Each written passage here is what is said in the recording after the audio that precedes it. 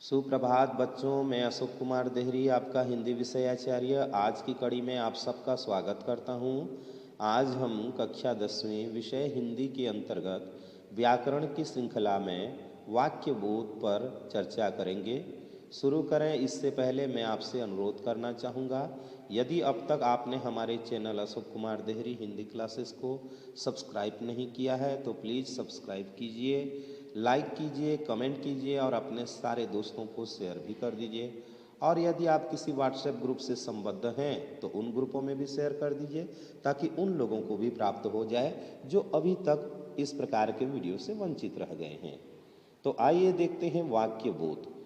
जैसा कि आप जानते हैं, मनुष्य क्या है तो एक सामाजिक प्राणी है। मतलब समाज में रहना ही उसकी क्या है, आवश्यकता है, नियति है, भाग्य है कह सकते हैं।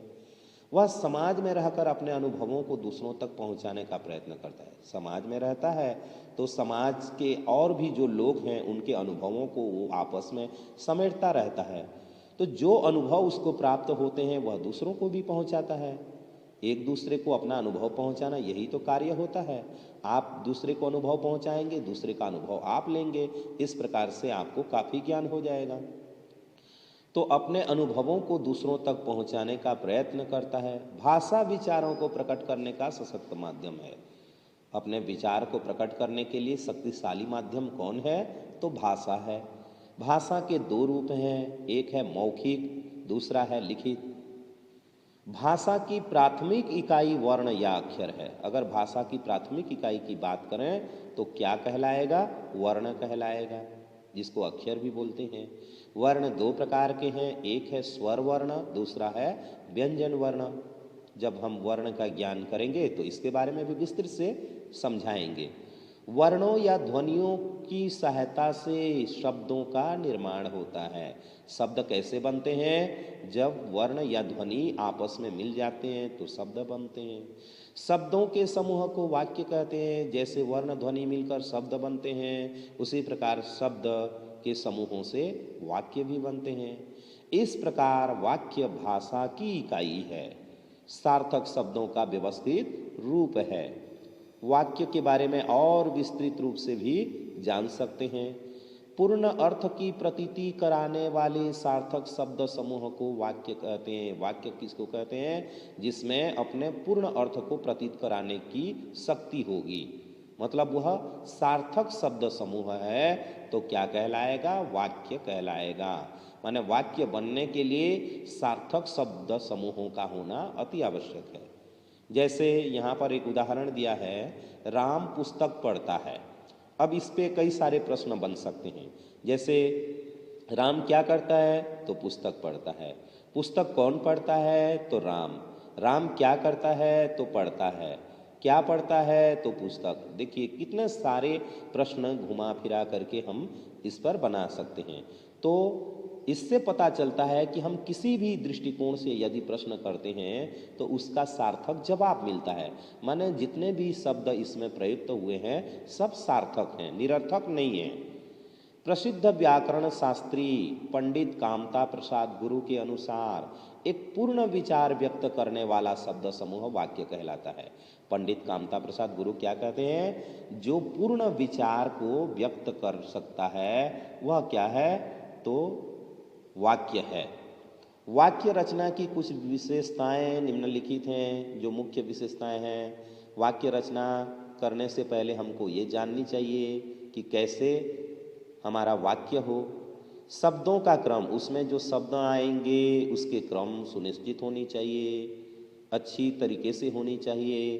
भावों और विचारों को जागृत करने की क्षमता हम में अर्थात हमारे वाक्य में अपने भाव को जागृत करने की क्षमता होनी चाहिए। अर्थ की स्पष्टता, उन शब्दों के अर्थ स्पष्ट होते हों, भ्रामक न हो।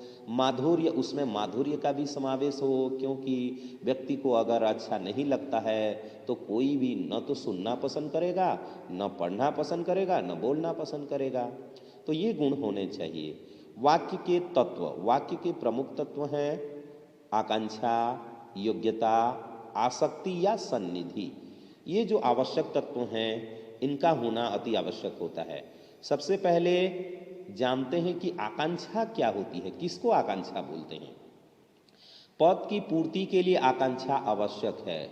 यदि पदों की पूर्ति करना चाहते हैं तो उसके लिए आकांक्षा होना चाहिए, मतलब इच्छा होनी चाहिए। क्या इच्छा होनी चाहिए? वाक्य के एक पद को सुनकर दूसरे पद को जानने की उत्सुकता ही आकांक्षा कहलाती है। जब भी हम कोई वाक्य बोलते हैं तो सामने वाला उसको आगे क्या कहना चाहता है, उस विषय को जानने की उसके मन में आकांक्षा होती है। तो उसी को क्या बोलते हैं? आकांक्षा कहते हैं। जैसे प्राचार्य ने उसे डैश डैश डैश इतना सुनाकर दूसरा पद वाक्यांश सुनने की इच्छा तीव्र हो जाती है। मान लीजिए आपके सामने किसी ने ये कह दिया कि प्राचार्य ने उसे, अब प्राचार्य ने उसे क्या किया? आपके मन में अनेक प्रश्न उठेंगे। उसे बुलाकर दंड दिया, उसे बुलाकर पुरस्कृत किया, या क्या किया? तो आपके मन में देखिए इच्छा जागृत हो गई। तो इतना सुनकर दूसरा पद या वाक्यांश सुनने की इच्छा तीव्र हो जाती है। प्रथम आने पर फिर पुरस्कृत किया, बात की जो वाक्य है उसको पूरा करते हैं कि प्रथम आने पर पुरस्कृत किया, तो दूसरा वाक्यांश सुनने पर श्रोता की आकांक्षा फिर पूरी हो जाती है। ये थी आकांक्षा। अगला है योग्यता। तो पदों के अर्थ व्यक्त करने की क्षमता योग्यता कहलाती है। यदि पद में अपने अर्थ को बोध कराने की क्षमता है तो उसमें योग्यता है। जब वाक्य का प्रत्येक शब्द अर्थ व्यक्त करने में सहायक हो तो समझना चाहिए कि वाक्य में योग्यता विद्यमान है। जैसे वह आग से खेत सींच रहा है। अब आग शब्द में यहाँ पर योग्यता होगी? कोई आग से खेत को सींचता है? सिंचाई करने का कार्य तो पानी में ही होती है। माने सिंचाई करने का जो सामर्थ्य है वो पानी रखता है, आग नहीं रखता। तो आग शब्द तो सार्थक है, लेकिन यहाँ पर हम क्या कह रहे हैं? वह आग से खेत सींच रहा है, माने जिन वाक्यों के बीच में उसको रख रहे हैं वह अपने योग्यता को प्रकट नहीं कर पाएगा।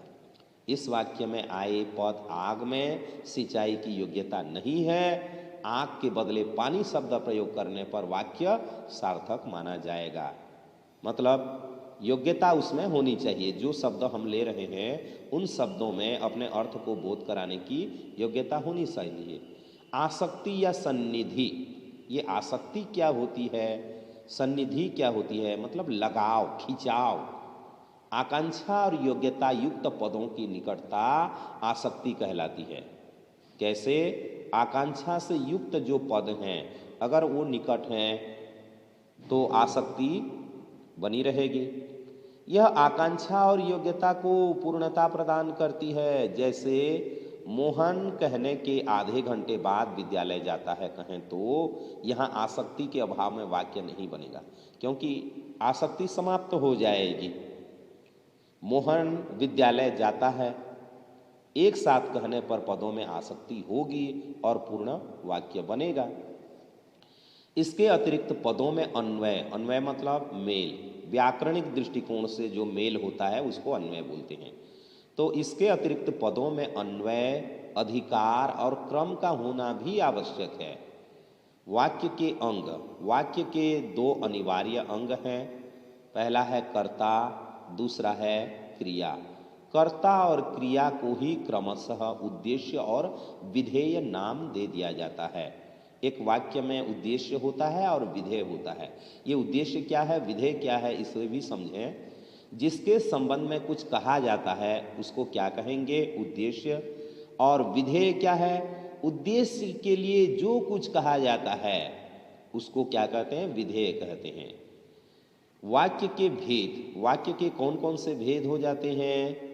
वाक्यों को तीन आधार पर वर्गीकृत किया जाता है। एक है वाच्य की दृष्टि से, दूसरा है अर्थ की दृष्टि से और तीसरा है रचना की दृष्टि से। वाच्य की दृष्टि से वाक्य के तीन प्रकार हैं। परिचय, वाच्य के द्वारा ज्ञात होता है कि वाक्य में किसकी प्रधानता है, कर्ता की, कर्म की अथवा भाव की। वाच्य के आधार पर तीन प्रकार के वाक्य भी होते हैं। कर्तृवाच्य, कर्मवाच्य और भाववाच्य। कर्तृवाच्य क्या है उसे समझिए। वाक्य में कर्ता की प्रमुखता होने पर उसे कर्तृवाच्य कहते हैं। यदि वाक्य में कर्ता मुख्य हो जाता है तो कर्तृवाच्य कहलाता है। जैसे श्याम रोटी खाता है, यहाँ पर कर्ता को मुख्य रूप से स्थान दिया गया है। रोटी खाने का काम कौन करता है? तो श्याम, तो श्याम रोटी खाता है। दूसरा है कर्मवाच्य। वाक्य में कर्म की प्रमुखता होने पर कर्मवाच्य कहते हैं। अंग्रेजी में इसको पेसिव वॉइस कहते हैं और कर्तृवाच्य माने एक्टिव वॉइस बोलते हैं। तो वही हिंदी में भी पढ़ा जाता है। तो कर्मवाच्य, वाक्य में कर्म की प्रमुखता होने पर उसे कर्मवाच्य कहते हैं। जैसे श्याम द्वारा रोटी खाई जाती है। अब यहाँ पर जो श्याम द्वारा लगा देने पर क्या हो जाता है? कर्ता का महत्व कम हो जाता है और कर्म का महत्व बढ़ जाता है। भाववाच्य, वाक्य में भाव की प्रमुखता होने पर भाववाच्य होता है। जैसे थकावट के कारण श्याम से चला नहीं जा रहा है, तो यहाँ पर थकावट जो शब्द है वो भाव को प्रकट करने वाला शब्द है। अर्थ की दृष्टि से वाक्य के 8 भेद हैं। यदि अर्थ की दृष्टि से हमने वाक्य की दृष्टि से देख लिया, अर्थ की दृष्टि से देखेंगे तो वाक्य के कितने भेद हो जाते हैं? 8 भेद। पहला है विधानार्थक, जिसको विधि वाचक वाक्य भी बोलते हैं। दूसरा है प्रश्नवाचक, जिसमें प्रश्न किया जाता है। तीसरा है इच्छावाचक, जिसमें इच्छा जाहिर की जाती है।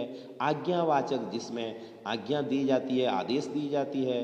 विस्मयार्थक अर्थात विस्मयवाचक, माने कौतूहल को प्रकट करने वाला, विस्मय को, आश्चर्य को प्रकट करने वाला।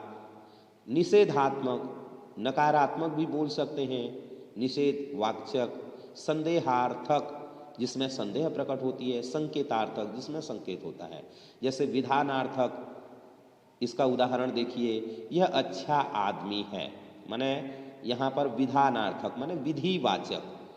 यहाँ पर जो वाक्य है वो सकारात्मक है, विधि पूर्ण रूप से है। यह अच्छा आदमी है। प्रश्नवाचक, क्या वह अच्छा आदमी है? वही बात को हमने प्रश्नवाचक तरीके से अगर लिखा तो इस प्रकार से बना कि क्या वह अच्छा आदमी है।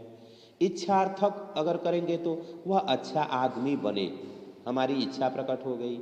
आज्ञार्थक, इसे अच्छा आदमी बनाओ, आदेश दे दिया गया। विस्मयार्थक, अरे यह तो अच्छा आदमी है, विस्मय प्रकट किया गया है ना, अरे कह करके यह तो अच्छा आदमी है। निषेधार्थक, यह अच्छा आदमी नहीं है। संदेहार्थक, शायद यह अच्छा आदमी हो। संकेतार्थक, यदि यह अच्छा आदमी होता तो संकेत प्रकट कर रहा है।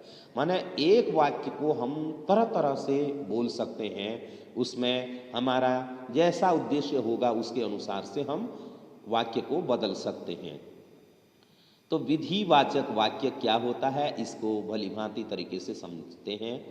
जिस वाक्य से किसी बात के होने की सूचना मिलती है, मतलब कोई बात जारी है, काम गतिशील है, तो वह विधिवाचक वाक्य है। जैसे वह आम खाता है, माने आम खाने का जो कार्य है अभी भी चल रहा है, समाप्त नहीं हुआ है, माने विधिवाचक है।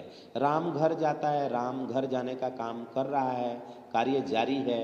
वह ताजमहल देखने गया, वो ताजमहल देखने के लिए निकल चुका है, काम जारी है। अगला है निषेधवाचक, जिस वाक्य से किसी व्यक्ति के न होने की सूचना मिलती है या किसी कार्य के न होने की सूचना मिलती है, तो वहाँ पर क्या होता है? निषेधवाचक। जैसे मेरे पिता आज दफ्तर नहीं गए, कार्य नहीं हुआ। हमने पाठ याद नहीं किया, कार्य नहीं हुआ समझिए। श्याम नहीं आएगा, मतलब काम नहीं होगा समझिए। तो नहीं का जहाँ पर प्रयोग होता है निषेधवाचक कहलाता है।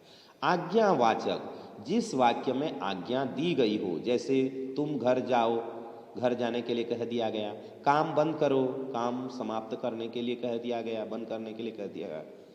समय पर जाओ, तो यहाँ पर आदेश दी जा रही है।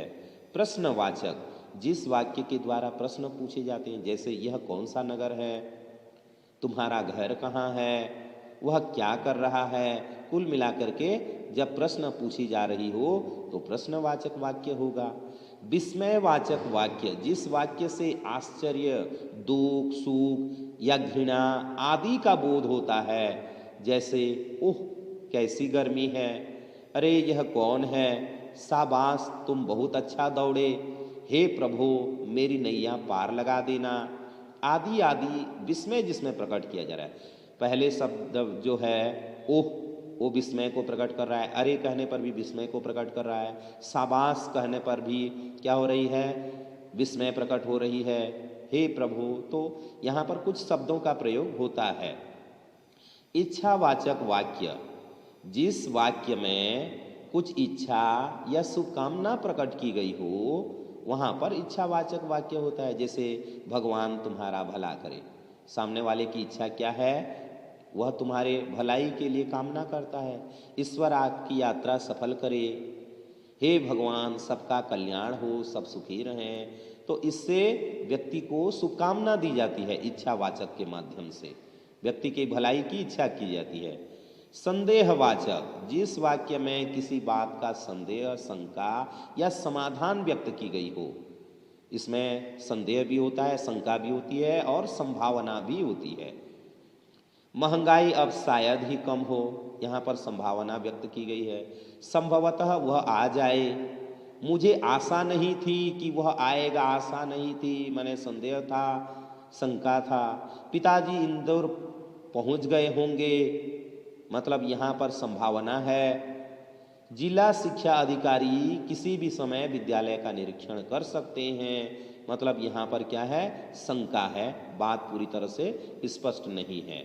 तो अगला क्या है, संकेतवाचक वाक्य, जिस वाक्य में संकेत या शर्त का भाव रहता हो, अर्थात एक वाक्य दूसरे की संभावना पर निर्भर हो। जैसे वर्षा न होती तो फसल सूख जाती, फसल कब सूखती, वर्षा न होती तो, माने वर्षा से फसल का क्या है, संबंध है, संकेत दिया गया है यहाँ पर, वर्षा होना जरूरी है, अन्यथा फसल क्या होगी, सूखेगी। एक वाक्य दूसरे वाक्य पर निर्भर है। यदि 33% अंक मिलते तो वह उत्तीर्ण हो जाता, शर्त रखा गया है यहाँ पर, इसमें शर्त रखी जाती है, संकेत दिया जाता है। यदि तुम यहाँ आए तो दोनों साथ चलेंगे, यदि तुम नृत्य करोगे तो मैं गीत सुना दूंगा। तो इसके माध्यम से संकेत मिलता है। अगला है रचना की दृष्टि से वाक्य के 3 प्रकार हैं। अब रचना की दृष्टि से वाक्य के कितने प्रकार हैं उसे भी देख लीजिए। साधारण वाक्य अर्थात सरल वाक्य, फिर आता है मिश्र वाक्य और फिर क्या आता है, संयुक्त वाक्य। 3 प्रकार के वाक्य आते हैं। ये साधारण वाक्य क्या है जी, जिस वाक्य में एक उद्देश्य, एक ही विधेय तथा एक ही क्रिया हो उसे साधारण या सरल वाक्य कहते हैं। ध्यान दीजिए, साधारण वाक्य, सरल वाक्य दोनों एक ही होता है। और किसको कहते हैं, इसमें एक उद्देश्य होता है, एक विधेय होता है और एक ही क्रिया होती है। किसमें, साधारण या सरल वाक्य में। जैसे मोहन भोजन कर रहा है, मोहन भोजन कर रहा है, तो यहाँ पर मोहन कौन है भाई, उद्देश्य है। भोजन कर रहा है कि पूर्ति जो हो रही है विधेय है। तो इस वाक्य में मोहन उद्देश्य है, भोजन कर रहा है विधेय है। इसमें एक उद्देश्य, एक विधेय और एक ही क्रिया है, कर रहा है। बालक खेल रहे हैं, वह गीत गा रहा है। अब आता है मिश्र वाक्य, जिस वाक्य में एक प्रधान उपवाक्य और एक आश्रित उपवाक्य, माने अधिक आश्रित उपवाक्य हो उसे मिश्र वाक्य कहते हैं। ध्यान दीजिएगा, परीक्षा में अक्सर इसको पूछ लेते हैं, मिश्र वाक्य बनाइए, फिर आपको तकलीफ न हो, अगर इसको भली भांति सुन लेते हैं तो बना लेंगे। तो जैसे यहाँ पर मिश्र वाक्य कैसे दिया गया है, देखिए, यह वही आदमी है जिसको हमने कल देखा था। यहाँ पर जिसको शब्द का प्रयोग किया गया है, माने यहाँ पर संयोजक शब्दों का प्रयोग किया जाता है। जिसको लगा करके हमने वाक्य को 2 भागों में बांट दिया। यह वही आदमी है जिसको हमने कल देखा था। इस वाक्य में 2 उपवाक्य हैं। यह वही आदमी है एक, और दूसरा हमने कल देखा था। दोनों को जिसको के माध्यम से पूरा वाक्य बनाया गया है। इसमें दूसरा वाक्य उपवाक्य आश्रित उपवाक्य है और पहला मुख्य उपवाक्य, जिसको संयोजक शब्दों से आश्रित उपवाक्य जुड़ा हुआ है। जैसे आश्रित उपवाक्य को विशेषण उपवाक्य कहते हैं, इसी प्रकार जो जुड़ा आश्रित उपवाक्य भी विशेषण उपवाक्य होता है। जो का भी प्रयोग कर सकते हैं, जिसको का भी प्रयोग कर सकते हैं। कुछ आश्रित उपवाक्य हैं, उसको अलग से आप देख सकते हैं। मैं नहीं चाहता कि वह खेल कूद में भाग ले। मैं नहीं चाहता कि, यहाँ पर की का प्रयोग किया गया है। वह खेल कूद में भाग ले दूसरा फिर वाक्य है। इस वाक्य में दो उपवाक्य हैं। मैं नहीं चाहता मुख्य उपवाक्य है, वह खेल कूद में भाग ले आश्रित उपवाक्य है। दोनों में संयोजक शब्द की है। की से जुड़ा आश्रित उपवाक्य संज्ञा उपवाक्य कहलाता है। जब मैं शाला पहुंची, मैंने अपने नए शिक्षक को देखा। इस वाक्य में भी दो उपवाक्य हैं। मैं शाला पहुंची आश्रित उपवाक्य है, मैंने अपने नए शिक्षक को देखा मुख्य उपवाक्य है। इसमें प्रथम वाक्य आश्रित उपवाक्य जो जब से जुड़ा है, ऐसे आश्रित उपवाक्य को क्रिया विशेषण उपवाक्य कहते हैं। उपवाक्य भी अलग अलग प्रकार के होते हैं। संज्ञा सर्वनाम विशेषण क्रिया विशेषण के आधार पर होती है। इसी प्रकार जहाँ, ज्यों ही, जब जब, जैसा, क्योंकि, इसलिए, जिससे, ताकि, इतना, जहाँ जहाँ, जैसे जैसे से जुड़े आश्रित उपवाक्य क्रिया विशेषण उपवाक्य कहलाते हैं। अब आता है संयुक्त वाक्य। जिस वाक्य में दो या दो से अधिक प्रधान उपवाक्य हों, कितने हों? दो या दो से अधिक प्रधान उपवाक्य हों, उसे संयुक्त वाक्य कहते हैं। जैसे वाक्यों में संयोजक या विभाजक शब्द लगे रहते हैं, जैसे और, या, किंतु, परंतु, अथवा। यदि किसी प्रधान उपवाक्य के साथ कोई आश्रित उपवाक्य हो तो उसे संयुक्त उपवाक्य कहा जाता है। किसको संयुक्त बोलते हैं? प्रधान उपवाक्य के साथ में आश्रित उपवाक्य होता है तो। उदाहरण, मैं वहां गया किंतु वह नहीं मिला।